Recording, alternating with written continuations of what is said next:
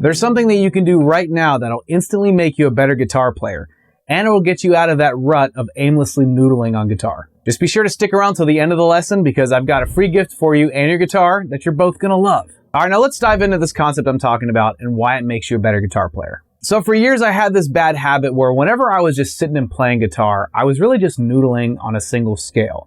And I was pretty much just focusing on whatever chord, singular chord that reflected that singular scale.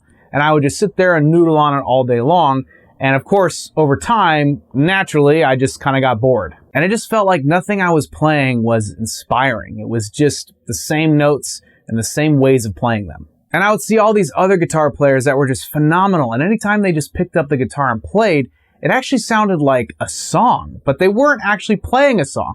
They were improvising, but it just had the flow of a song. That made it so much more enjoyable to listen to, and I was fixated on it. And over the years, I became fortunate enough to become friends with a lot of these guitar players, and they pretty much told me that whenever they play, they try to focus everything they're doing around a chord progression. So instead of just playing over one scale and denoting one chord, you actually have a multitude of chords that you're sort of implying as you're playing through.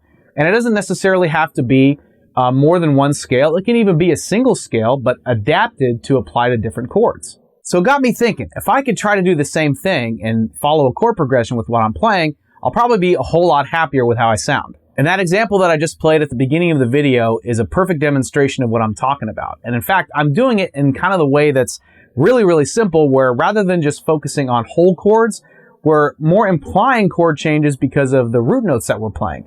So I was just focusing on something in the key of E major, right? And it was just three chords. It was a 1, 4, 5. So E being the 1 chord, A being the 4 chord, and B being the 5 chord. So that's it. Just those three chords, and two of those chords can be implied by use of open strings, right? So we have the open low E string, and we have the open A string. And then to play the root note for the 5 chord, the B, it would be the 2nd fret here on the A string. So I would let those be kind of like the signal points to whatever chord I'm playing over. And I really only used one scale. I used the major pentatonic scale. I adapted it to a certain box because it just sounds really good when you play it this way, which we'll break it down note for note in a second. But I would just take that same scale and adapt it to each chord so that whenever I was playing a new chord, I was essentially changing keys, right, of that scale, that same scale, but now applying that new chord. So for example, when I was playing over the 1 chord, I would use this major pentatonic box right here. So it's open low E, 2 and 4, 2 and 4 on A, and 2, 4, 6 on D. So that's essentially the E major pentatonic scale just adapted to this specific sort of box.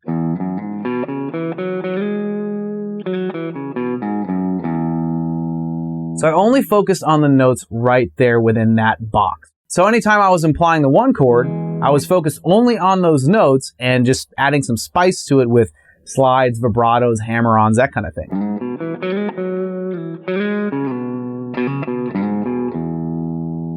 Right?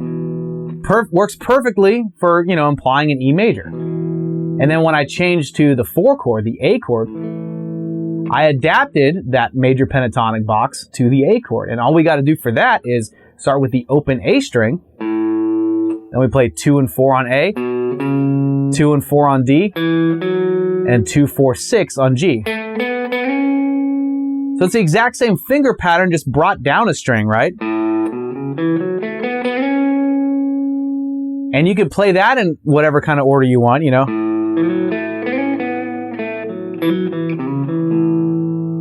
And it implies that A chord, right? And before I even get to the 5 chord, just take a look at how much mileage you can get out of just those 2 chords, right? So if I were to start with the 1 chord, right?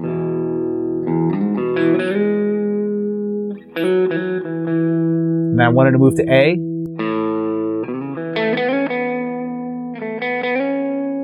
And then if I wanted to move back to E, I'll just adapt it back, right?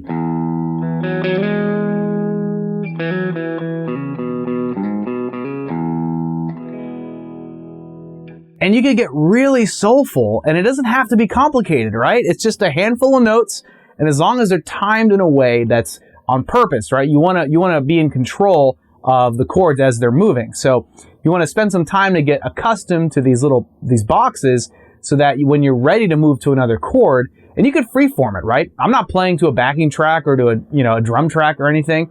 I'm just living free, baby. Just starting with the 1 chord.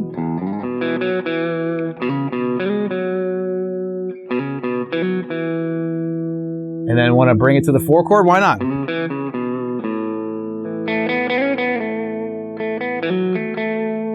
And we can still hear the way the notes are navigated, right? It's still staying on that 4 chord. And you can always just like drone that, that A note, and then bring it back home to the 1 chord.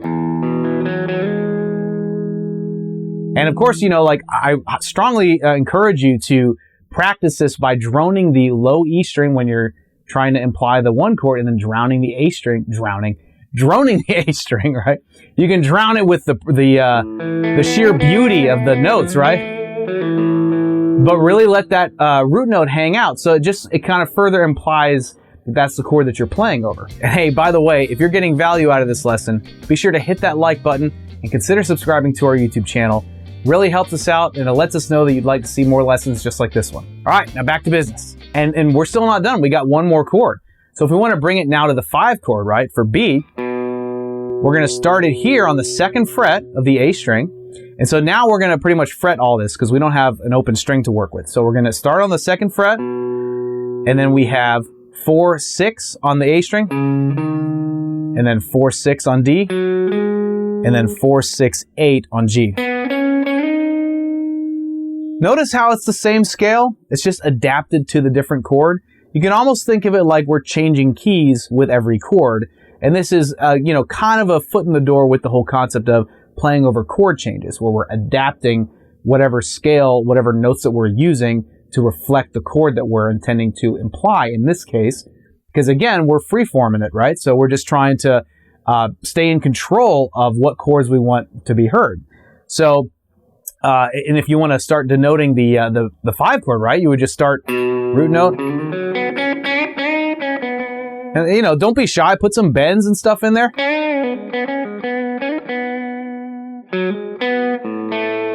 Ooh, bringing it back to the 4 chord. Back to the 1 chord. And I mean, the order that you do them in is completely up to you. You can still stay within the key of E, but you don't have to start on the 1 chord.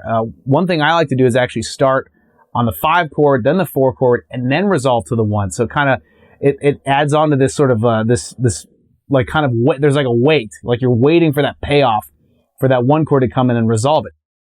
So if you're to do something like this,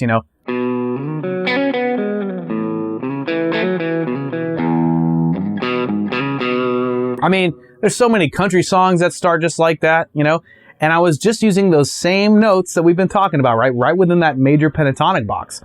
So start there. You don't have to venture out of it right now. Just let that be your playground in the beginning. That's really all you need to make something pretty happen. You don't even need all of those notes in each box. You can do something like this, like I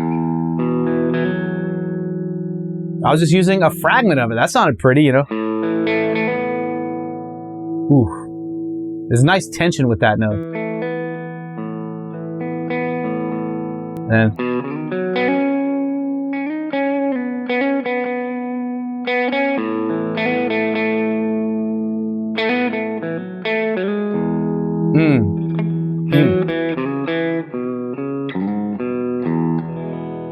I mean, there's all kinds of directions you can take it. It doesn't have to be like slow and soulful. It can be a little bit more upbeat. Completely up to you.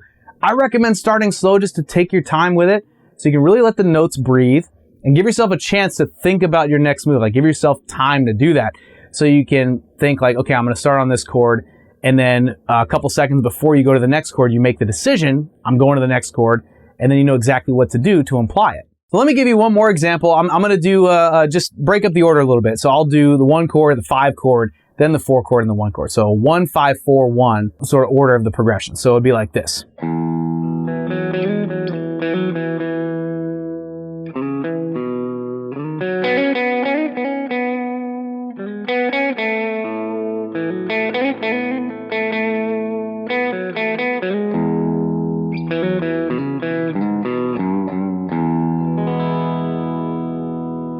I can't help but go the, sort of country, like kind of Nashville sort of sound with it. It just works so great for that.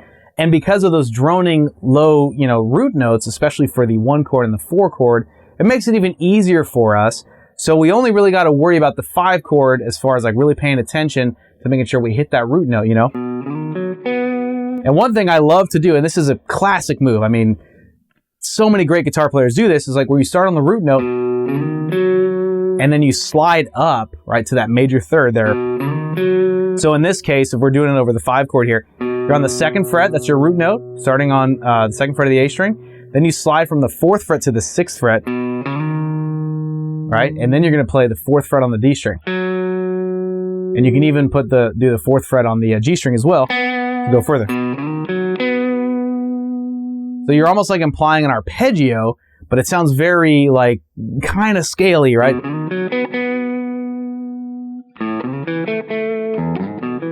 And you can adapt it to the other chords. If I want to do it, in the open position here, let's say over the 4 chord, it's like starting on the A, right? Open A, then slide from 2 to 4, and then play 2 on the D string and the G string.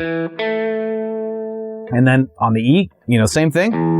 Start with the low E, then slide from 2 to 4, and then 2 and 2, right, on the A and D strings. And that's just one little example, so you could actually do the whole thing with that,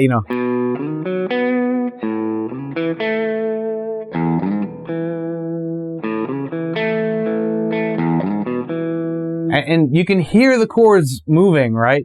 You can hear the progression happening. That's what's really awesome about this, and what really bumps up your value as a guitar player, where you're no longer in that position where you're just noodling a single scale and getting bored of it. You're actually, being musical, right? It kind of sounds more like a song. And if you start to play like a song, even if you're just noodling, but it follows that kind of natural song kind of progression, it just sounds so much more interesting. And I can almost guarantee you that if you're hanging out with another guitar playing buddy and you're playing like that, they're going to be like, whoa, that sounds really pretty. Did you write that? And then you can be like, yeah, I'm just messing around. So now you've been given a kickstart to bust you out of that noodling rut and actually start playing some music, dang it. But what we covered today is just the tip of the iceberg. Imagine going beyond that and being able to apply this to any key anywhere on the fretboard. Well, luckily I happen to have the very thing that's going to get you there. And it's all yours because you've made it to the end of the lesson. You remember that free gift I was telling you about? Well, I guess now's the time to make good on that promise. Here it is. This bad boy right here is the fretboard conveyor belt. It's a system that I've developed over years of frustration that has helped thousands of guitar players online learn how to navigate the fretboard with comfort and confidence. Wouldn't that be awesome? And it's all yours for free today. Just be sure to click here to claim your copy or check that link in the description box. I firmly believe that the world could use a whole lot more music and a whole lot less noodling from us guitar players. Wouldn't you say? And I truly hope that this video has taken us all a step in that direction.